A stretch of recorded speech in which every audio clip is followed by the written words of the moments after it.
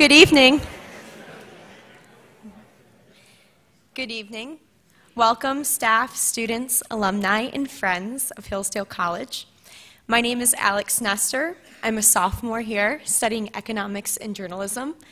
And tonight I have the honor of introducing our speaker. Dr. Daniel J. Mahoney is the Augustine Professor in Distinguished Scholarship at Assumption College. He earned his B.A. at the College of the Holy Cross and his M.A. and Ph.D. at Catholic University of America.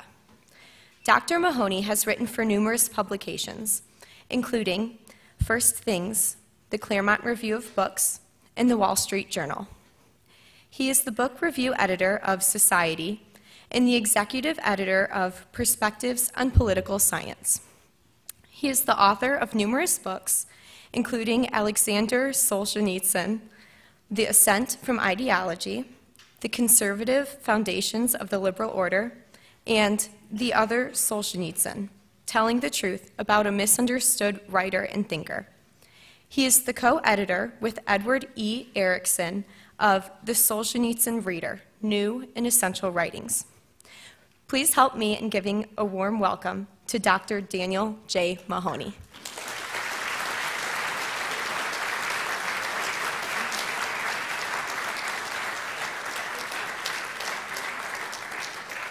She was worried about pronouncing Solzhenitsyn, but she did very well.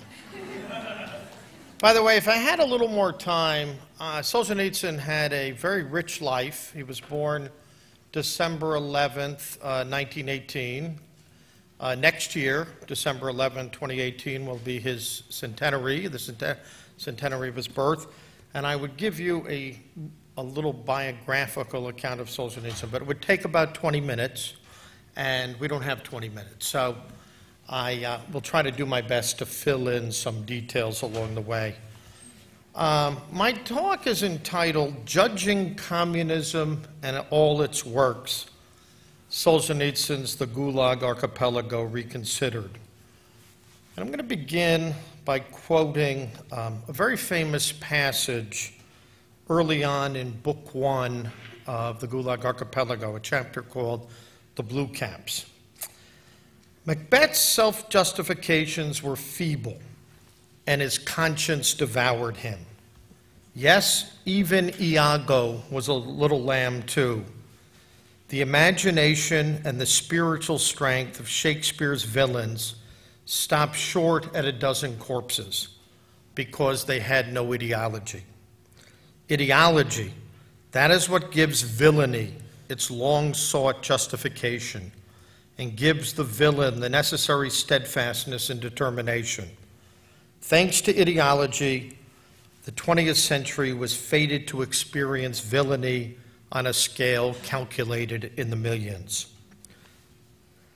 Aleksandr Solzhenitsyn's writings remain the great scourge of the ideological justification of tyranny and terror.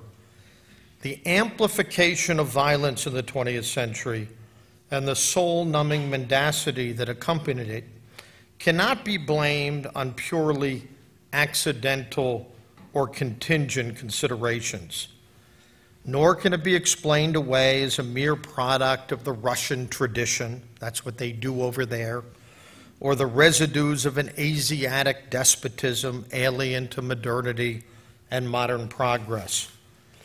Truth be told, the ideological justification of utopia in power is part and parcel of philosophical and political modernity, rooted in the unfounded belief that human nature and society can be transformed at a stroke. The allure of a revolution that inaugurates a radically new human dispensation of progress that leaves human nature behind in its wake are illusions at the heart of what Eric Voegelin aptly called modernity without restraint. The ideological justification of evil haunts modernity and modern progress. And I insist, they are not distinctively Russian phenomena. In opposition to them, Solzhenitsyn appealed to basic verities, such as an unchanging human nature and an order of grace that is capable of elevating human souls that are also capable of great evil. Solzhenitsyn's critique of ideological despotism, of the Soviet or Maoist sort, or Nazi sort for that matter, is at the service of a more fundamental reaffirmation of the drama of good and evil in the human soul. Shorn of every utopian illusion, his work finally points toward catharsis and spiritual ascent. There is not a trace of nihilism or despair to be found in his writings. Light is ontologically prior to darkness, despite the persistence of evil in the human soul. The contrast between Solzhenitsyn's Gulag Archipelago and Varlam Shalamov's Kolyma Tales, with its dark and unmitigated view of human nature, could not be more striking. That's the other great Gulag work, and Shalamov's conclusion was the fundamental truth about the human condition supports nihilism. The man is a beast a man, that there is no enduring truth, there is no light, there is no catharsis. Central to Solzhenitsyn's moral and political vision is the non-negotiable distinction between truth and falsehood. Solzhenitsyn's target was precisely the ideological lie that presented evildoing as a necessary, historically necessary stage in the fated progress of the human race. He always insisted that the ideological lie was worse than violence and physical brutality, ultimately more destructive of the integrity of the human soul. After returning to Russia in May 1994, after 20 years of involuntary exile in the West, 18 of those years spent in Cavendish, Vermont, he never wavered in telling the truth about communist totalitarianism and the lies that undergird it. As he never tired of pointing out, the only way forward was through repentance and telling the full truth about communism and all its works. During a talk at the University of Saratov on September 13th, 1995, this is when Solzhenitsyn is already back in post-communist Russia, Solzhenitsyn took aim at those who saw the Soviet regime as some kind of paradise. Pained by how deep illusions ran and how resilient the lie still was, he made clear that, quote, "Since the middle of the 1920s, I have forgotten nothing," end quote. The atmosphere in Lenin's Russia was, he said, already full of cruelty. To those of his interlocutors who whitewashed Stalin, he bore witness to, quote, "the nightmarish beginnings of the 1930s, when the entire edifice of the universe seemed ready to collapse. Everything we knew of human relations was destroyed." That's all a quotation. "The best among the peasants were hurled onto wagons in freezing snow, with their young children receiving no mercy, no display of elementary human decency." Such, Solzhenitsyn said, was the human meaning of class struggle. Millions were killed and deported in what was the greatest crime of the Soviet regime, the great catastrophe for Solzhenitsyn. And that was the killing of the independent peasantry. Many of the victims of the Great Terror of 1937, the people Arthur Koestler writes about, were morally sullied, in Solzhenitsyn's view, by their participation in previous waves of terror and collectivization against so-called enemies of the people. Some of Solzhenitsyn's interlocutors, talking about 1994 and 1995, blamed the destruction of the independent peasantry, the flower of the Russian nation and the Ukrainian nation, I should add, on the impending war.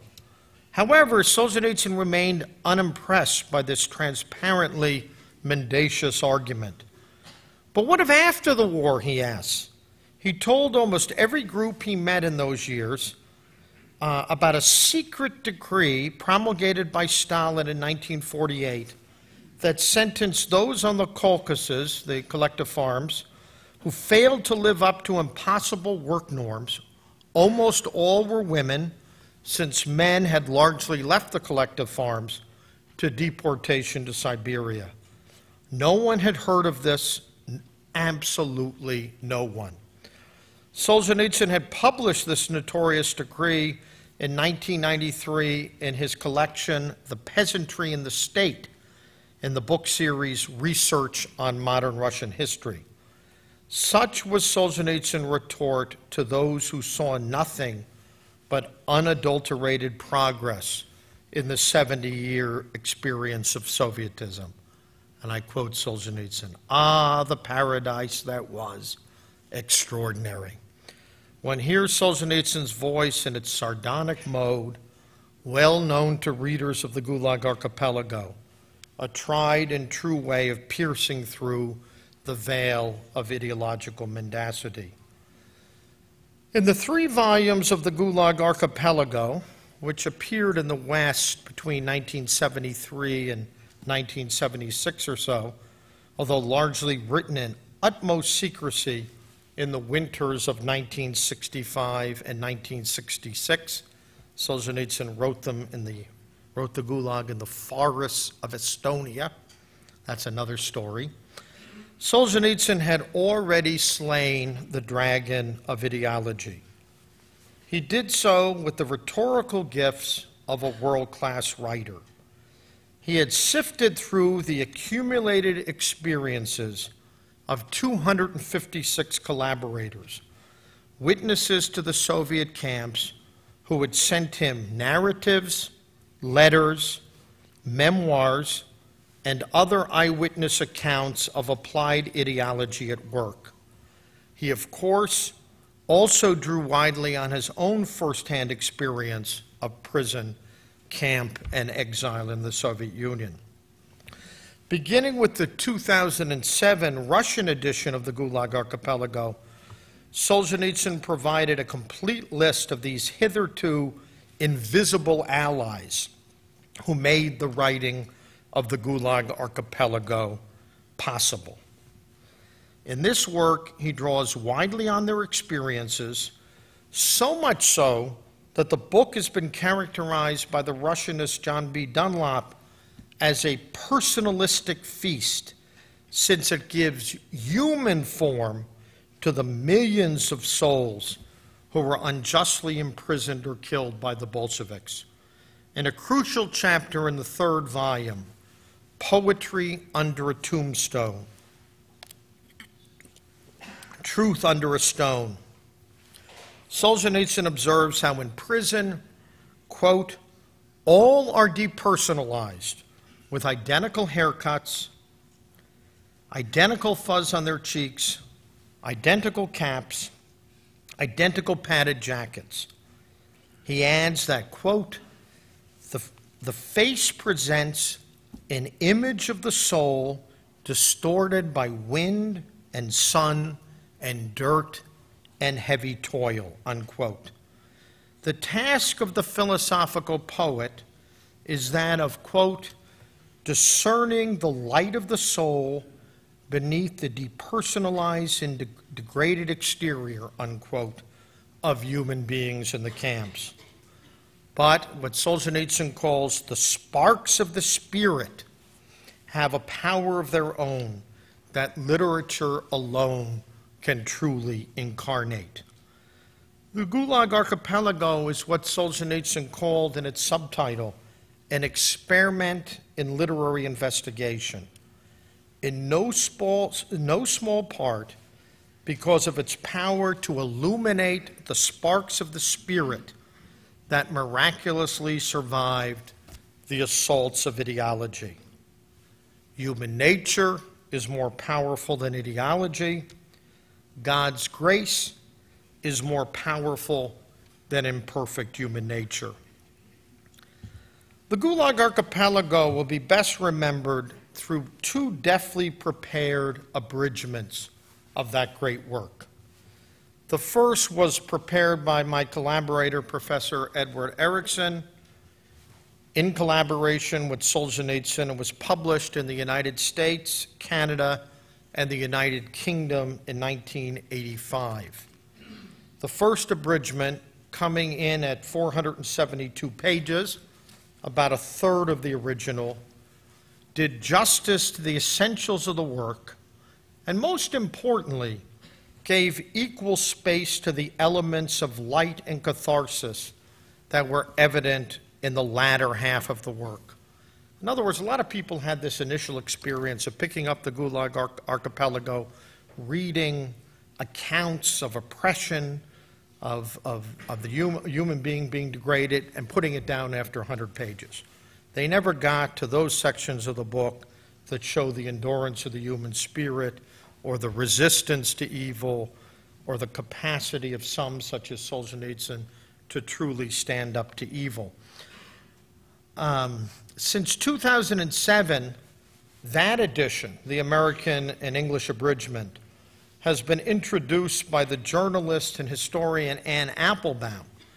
In 2003, she published Gulag: A History, an excellent work indebted to both Solzhenitsyn and archival research. The second abridgment, prepared by Natalia Solzhenitsyn, Solzhenitsyn's widow, and published in Russia in 2010 for use in Russian high schools, is equally well done. It comes in at 510 pages in the Russian edition. Here it is, Archipelago Gulag. And at 899 pages in the French translation of the 2010 abridgment.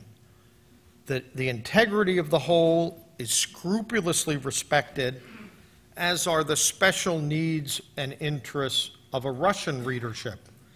This abridgment has been available in French since 2014, along with Natalia Solzhenitsyn's bracing introduction to the work, suggestively entitled The Gift of Incarnation. English language versions of Mrs. Solzhenitsyn's essays have also appeared in the New Criterion in September 2012, and as an appendix to my own 2014 book, The Other Solzhenitsyn, Telling the Truth About a Misunderstood Writer and Thinker. Drawing on Natalia Solzhenitsyn's wonderfully insightful introduction to the Gulag Archipelago, I will highlight features of the work that get to the heart of its enduring achievement.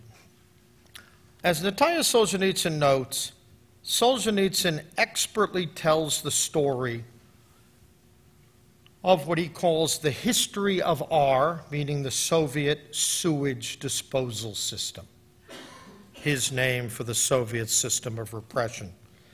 This system was fueled by Lenin's decrees and by Stalin's edicts, which tried precisely to efface the sparks of the spirit about which we have spoken. Note the reference to Lenin.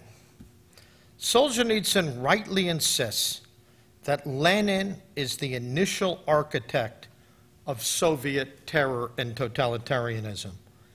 It was Lenin who spoke in his essay, How to Organize the Competition, written on January 7th and 10th, 1918, about the great ideological task of, quote, purging the Russian land of all kinds of harmful insects. Solzhenitsyn cites this essay early in Volume 1 of the Gulag Archipelago. These insects, and notice the rhetorical dehumanization of so-called enemies of the people that precedes their actual imprisonment or execution.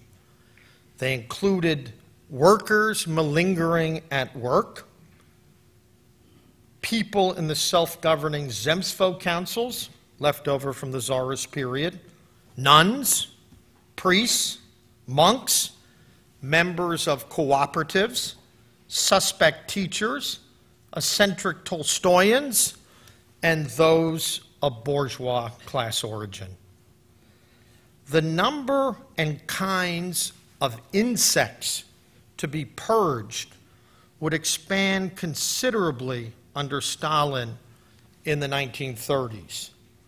Kulaks, and by the way, to be a kulak, you simply had to have 2 pigs and a cow. It was the principle of ownership that made you a kulak. Kulaks, the most intelligent and industrious peasants, became the dreaded class enemies. And 85,000 priests and nuns were executed in 1937 alone. And terror soon turned against the source of terror itself, with the purges and the show trials in Moscow and elsewhere against loyal communists. It really is true, Solzhenitsyn does not have a great deal of sympathy for the men of 37 because they were complicit in the previous waves of repression, in the organization of the competition against so-called enemies of the people. Mrs. Solzhenitsyn argues, none of this was a matter, as Khrushchev put it in 1956, of violations of socialist legality. But instead, it was the inevitable outcome of the system itself. The system was what the great Martin Malya called in the Soviet tragedy an idiocratic partocracy, a monopolistic rule of a party, more an active conspiracy than a political party in the Western sense, defined by the ideological justification of its own tyranny. Solzhenitsyn unmasked the fictive claim that Leninism and Stalinism could be finally separated, putting the lie to those efforts that tried to save the purported honor of the revolution of 1917 and its animating ideology. The system was inseparably Leninist and Stalinist. Indeed, as Leszek Kolakowski liked to say, Stalinism is one possible and perfectly legitimate interpretation and appropriation of Lenin's legacy. The remarkable opening sentence of Volume 2 of the Gulag Archipelago makes this eminently clear. You got to listen closely. Rosy-fingered Eos, so often mentioned in Homer and called Aurora by the Romans, caressed too with those fingers the first early morning of the archipelago. As Solzhenitsyn demonstrates with force and clarity, the first camps on the Solovetsky Islands and elsewhere, often, perversely enough, in Orthodox monasteries, took form under Lenin's direction. In other words, and I quote Solzhenitsyn again, the archipelago was born with the shots of the cruiser Aurora, Dawn, from the very first moment of the Bolshevik Revolution. Tyranny, coercion, totalitarianism, and the camps were integral to that particular system.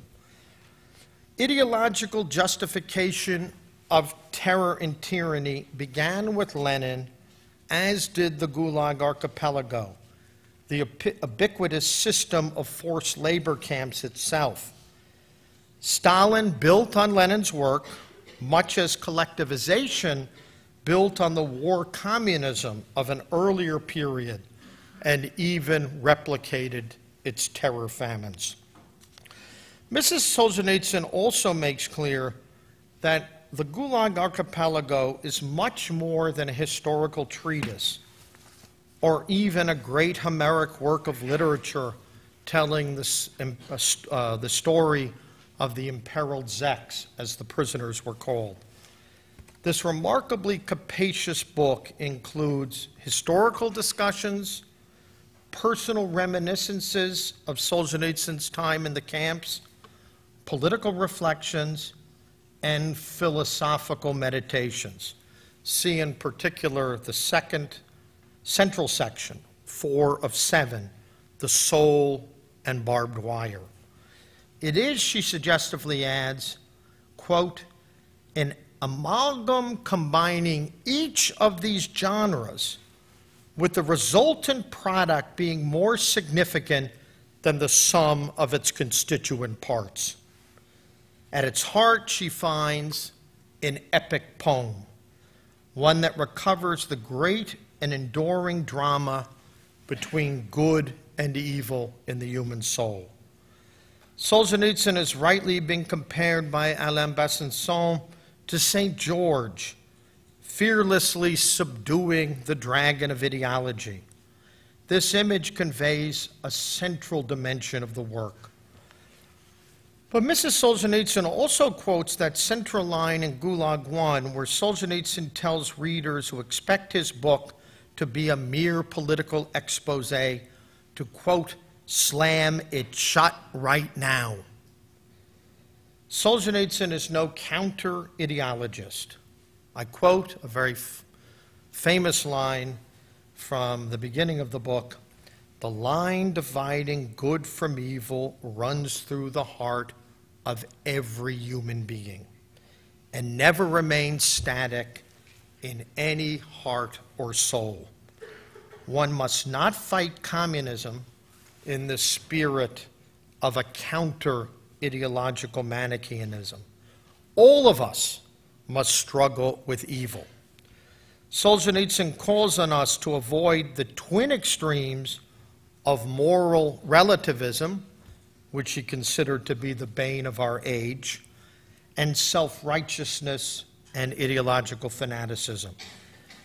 No one can deny that the Gulag Archipelago is the most powerful anti-totalitarian book ever written. It is political in the most noble and dignified sense of that term. But ultimately, and again I quote Natalia Solzhenitsyn, the book is about the ascent of the human spirit and its struggle with evil. That is the reason why when readers reach the end of the work, they feel not only pain and anger, but an upsurge of strength and light. Every reader of the Gulag Archipelago must come to terms with the luminous chapter on the Ascent, where Solzhenitsyn powerfully discusses his own spiritual ascent from the world of the lie, and also, I should add, his recovery of his Christian faith, and the gripping account of the 40 days at Kangir, where 8,000 revolting prisoners, politicals and criminals alike, this was in the spring of 1954, a year after Joseph Stalin's death, put a desire for truth and justice above the concern for self-preservation. Both are available in the 2 excellent abridgments under discussion. In these chapters, centered respectively on the recovery of self-knowledge about good and evil in the human soul, and what we might call the spirited love of liberty, Solzhenitsyn demonstrates that totalitarianism never truly succeeded in subjugating the human spirit. This gives every reader ample and reasonable grounds for hope. Natalia Solzhenitsyn notes that a sure mark that Russia has changed is that the Gulag Archipelago is now widely available in that country. Solzhenitsyn could return home in May 1994, and he could publish freely until his death on August 3rd, 2008. Many, though not all, documents from the Soviet period have been declassified. These documents confirm the essential insights of Solzhenitsyn's great work. To support this claim, Mrs. Solzhenitsyn cites the impressive foreword that Anne Applebaum wrote to the 2007 Harper Perennial Modern Classics reeditions of the Gulag Archipelago. They reissued each individual work, 3, plus the authorized abridgment. Applebaum acknowledges, quote, that various errors in Solzhenitsyn work have come to light, but Applebaum emphasizes, quote, just how much he gets right, despite having no access to archival documents and government records. His general outline of the history of the Gulag has proven correct. His description of the moral issues faced by the prisoners has never been disputed. His sociology of camp life is unquestionably accurate, unquote. Above all, Applebaum emphasizes the Gulag Archipelago's truthfulness, a commitment to convey the truth about the camps that, in her words, quote, continues to give the book a freshness and an importance that will never be challenged, unquote. The archives tell an important part of the story about Soviet repression. But there can be archival fetishness on the part of social scientists and historians. The archives cannot begin to convey the full truth about the soul's encounter with barbed wire or the human meaning of a regime dedicated, as the Soviet regime was, to the twin pillars of violence and lies. In an important note appended to the first chapter of Volume 2 of the Gulag Archipelago, The Finger of Aurora, Natalia Solzhenitsyn pays tribute to the 7-volume History of the Stalinist Gulag published by the Moscow publisher Raspen in 2004 and 2005. Prefaced by Solzhenitsyn and Robert Conquest, this work shows precisely what the official documents revealed about the camps, and I should add, during the Stalin period, not the 20s, not Solovki, not the Lenin period, really beginning with 29 or so, or 30. 800,000 people shot, 20 million people passed through camps, colonies, and prisons during this period. Special populations, kulaks, and deported peoples constituted another 6 million people. Over 5 million people were detained in camps or special villages under the surveillance of the MVD at the time of Stalin's death in March '53. But these statistics do not begin to tell us the full truth about the extent of Soviet repression after 1917. As Oleg Klevniuk documents in a very important book, Stalin, New Biography of a Dictator, published by Yale University Press in 2015, 8 million people died in the Russian Civil War. 5 million people died in a famine largely caused by Lenin's draconian policy of war communism. I'm talking about the late teens and early 20s, not talking about the famine of the 30s.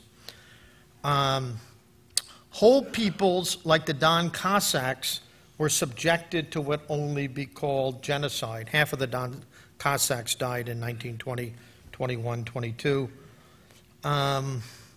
At least 5 to 7 million peasants perished in southern Russia, the North Caucasus, and the Ukraine in 1932 and 1933. Mainly Ukrainian, but many Russians, and also a third of the people of Kazakhstan perished during that period. And during the Great Patriotic War, millions perished or were punished for retreating from the advancing German army.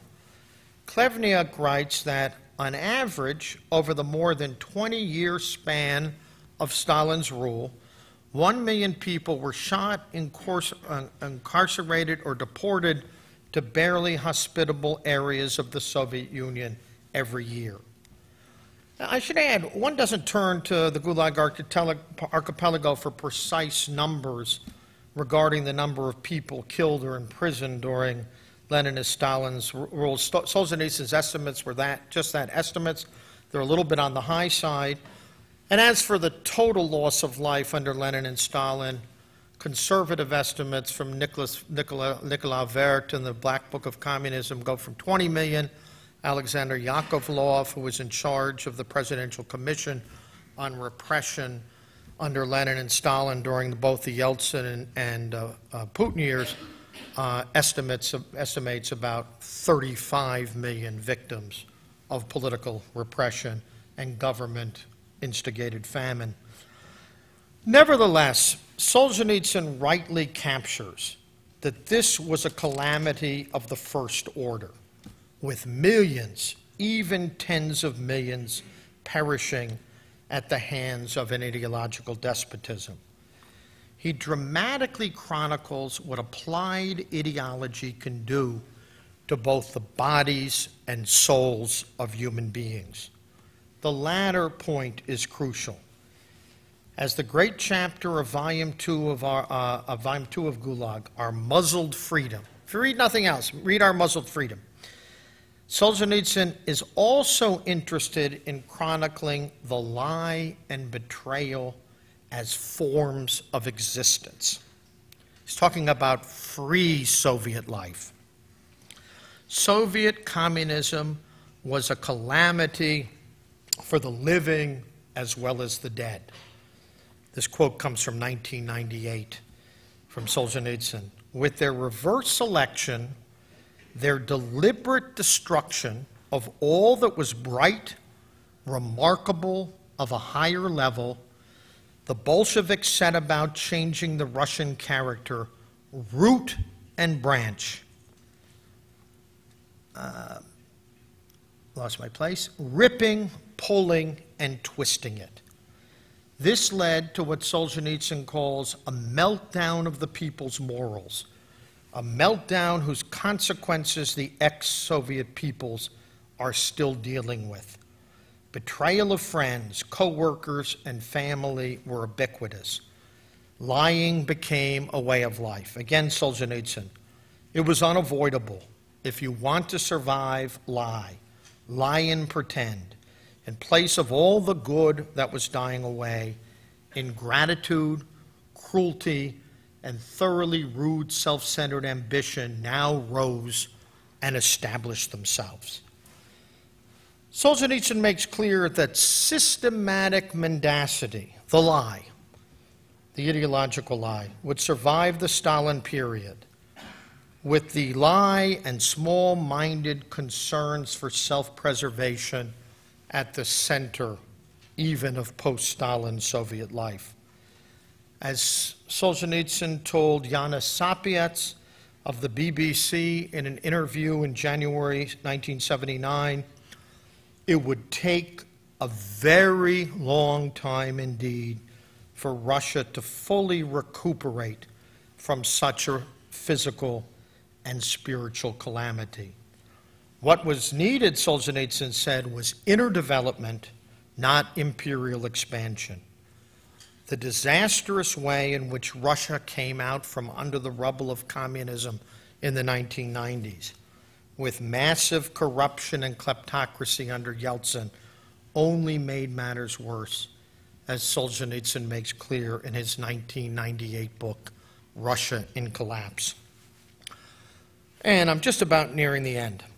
The 2010 abridgment of the Gulag Archipelago is still widely taught in Russian high schools.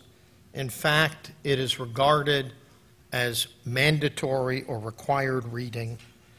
Natalia Dmitrievna Solzhenitsyn regularly meets with teachers about how to approach the work. Teacher resources about how to teach the Gulag Archipelago are readily available on the Russian internet. The present regime, and that means the President Putin and the Prime Minister Dmitry Medvedev, support the inclusion of Gulag in the curriculum, though some communists and super patriots in the Putin camp only want good things said about Russia and no nasty things.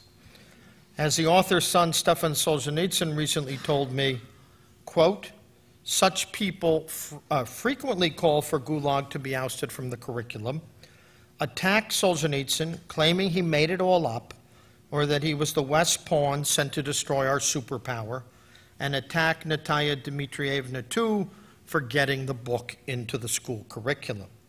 Stefan Solzhenitsyn added that, quote, they have not prevailed, and we hope they will not prevail. The continuing presence of Solzhenitsyn's Gulag in Russian schools, along with One Day in the Life of Ivan Denisovich and Solzhenitsyn's great short story, Matryona's Home, they're all required high school reading, is a sign of hope. October 30th, 2017, will see the opening of Russia's memorial to the victims of political repression under communism, funded by the government and donations from civil society. The Solzhenitsyns told me the one thing that couldn't be done was foreign money. The regime would look very askance on that. But this major monument to the victims of 70 years of communist oppression will be dedicated in Moscow on the 30th of October. These two are facts about Putin's Russia and signs that Leninist Stalinism is not simply the subject of nostalgia or apologetics in contemporary Russia. Solzhenitsyn is still a force for truth in the Russia he loves so much. The availability of the Gulag provides hope that the terrible tragedies of the past will not be repeated, and that the remnants of the ideological lie will not go uncontested in post-communist Russia. And in the West, the Gulag Archipelago remains an indispensable warning against the ideological deformation of reality. Thank you.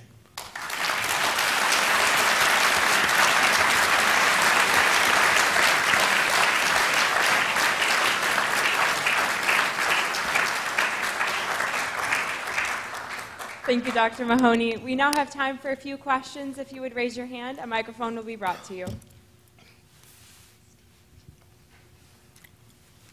Can you hear me? In view of what we know... Oh, okay. I was looking over there. In view of what we know about what was going on during that period, why do you think the left continues to admire those periods of time in Russia and those parts of the world? Why are they so successful in lifting that up as an ideology to be followed? I think modern democracy is complicit in the ideology of progress. We too accept a softer version of the claim that some kind of, not change in human nature, but some kind of fundamental transformation of the human condition is possible. And so I think a lot of people on the left, in particular, wanted to believe that while the methods of Soviet communism might in some way be questionable, they shared the broad aspirations of enlightenment and democracy. Harry Hopkins, Roosevelt's principal aide, famously called the Soviet Union the New Deal in a hurry, which is not, I think, fair to the New Deal, but it's, but in any case, this, you know, it's much easier for a Western intellectual to be sympathetic to Bolshevism or communism or Castroism or Maoism, because they can see it as a more complete and revolutionary manifestation of the ideals of enlightenment.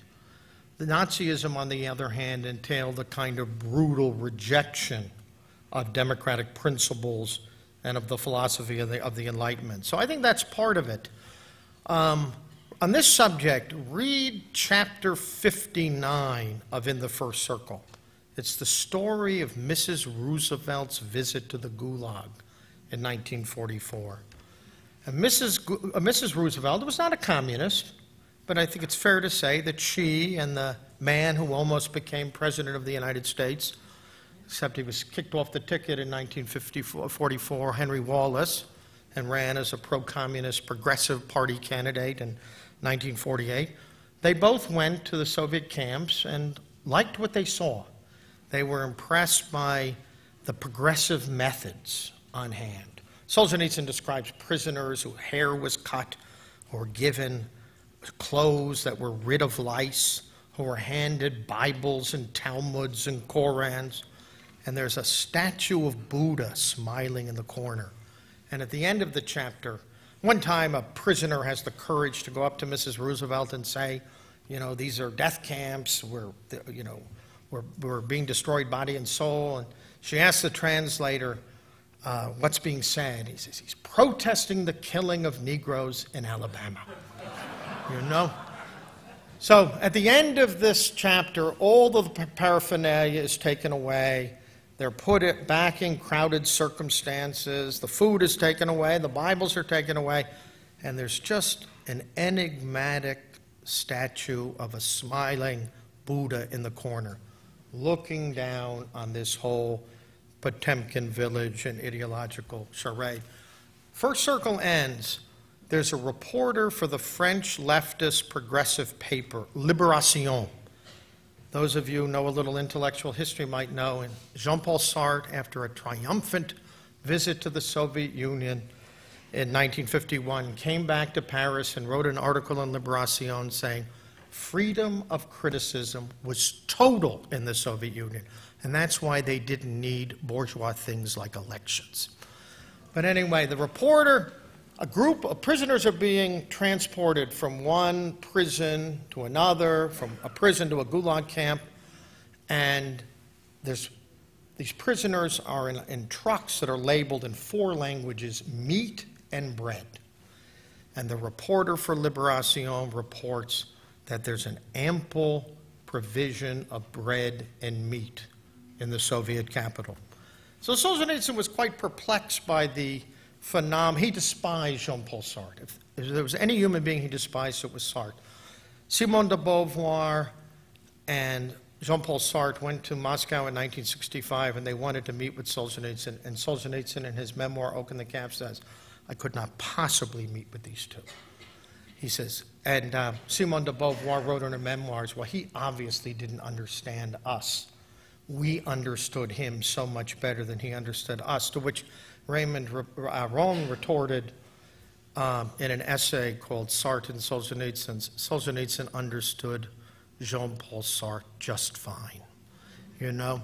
So this was a real fun. If you wanna read the definitive account of intellectual indulgence toward left-wing totalitarianism, it's a 1981 book by the Hungarian-born sociologist. He writes for Rogers Magazine, The New Criterion, Paul Hollander.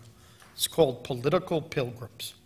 And it tells the record, the sorry record, of progressive-minded intellectuals who are indefatigable apologists for every communist regime on earth.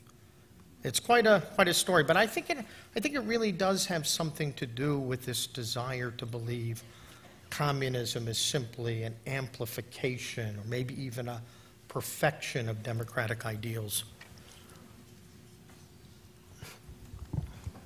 Hi, I'm actually a great admirer of Solzhenitsyn,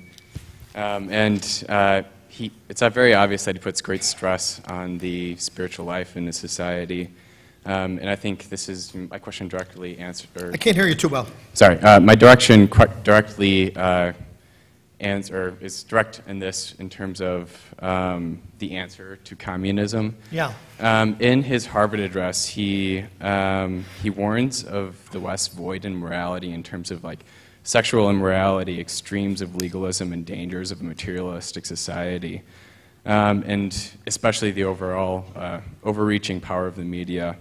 And he says that he would not suggest our cultural and political system as an answer to the communists, and I actually strongly agree with him in this. What would he say is necessary to bring back the essential spiritual life in the West and in Russia? And does it mainly have to do with the idea of suffering that people like him, the kind of great literary authors of like Russia, like him, Dostoevsky, those who really found the great essence of the divine within their own suffering? Yeah. I think the Harvard Address is pretty fundamentally misunderstood. Solzhenitsyn began the Harvard Address by saying he speaks as a friend, but he also reminded his listeners at Harvard that Harvard's motto was veritas, truth. And he said, I'm going to speak some bitter truths. He spoke very admiringly about the American founders. He said when liberty was tied to what he called the great reserves of mercy and sacrifice in the West, they could do great things. He worried that our liberal principle had been reduced to a principle of self-preservation. So we worried about the decline of spirit in the West. But he always spoke as a friend. He did, as you pointed out, criticize what he saw as excessive legalism. It'll be coming out next year, Solzhenitsyn's memoir about his 20 years in the West between two millstones. He was appalled. He felt it easier to deal with the lies of the communist regime than by the half-truths and distortions of the American press, the New York Times, the Guardian, etc. Easier to deal with the KGB than the New York Times. Give that some thought. But Solzhenitsyn did criticize excessive legalism if we thought the letter of the law was sufficient to guide a free and dignified human life. But I'll remind you, the very last chapter of the Gulag Archipelago, Volume 3, is called There Is No Law. Solzhenitsyn wrote this in 1967 or 68. He thought that rule of law was an integral feature of any decent society. And about suffering, there's a beautiful passage in Volume 3 of the Gulag Archipelago where Solzhenitsyn disagrees with Tolstoy, saying political liberty is not important. Tolstoy said that all what matters is the moral self-development of the individual. And Solzhenitsyn says he could say that because he lived in a comparatively liberal czarist regime. He was left alone to write his books. He had visitors from all over the world. But he said if he lived under what we lived under in the camps, or if his apartment was blockaded like Akhmatova's was in Leningrad, etc., he says he too would have said political liberty is a necessity for human beings. So we can spiritualize Solzhenitsyn, and he does say many of those things, but there's always a context. Even at the end of the Harvard Address, Solzhenitsyn says, in the Middle Ages, there was an excessive, despotic repression of the body by the soul. He says, in the modern post-Enlightenment era, there tends to be a despotic repression of the human spirit on materialist grounds. And he says, what we need is to go up, an ascent from modernity.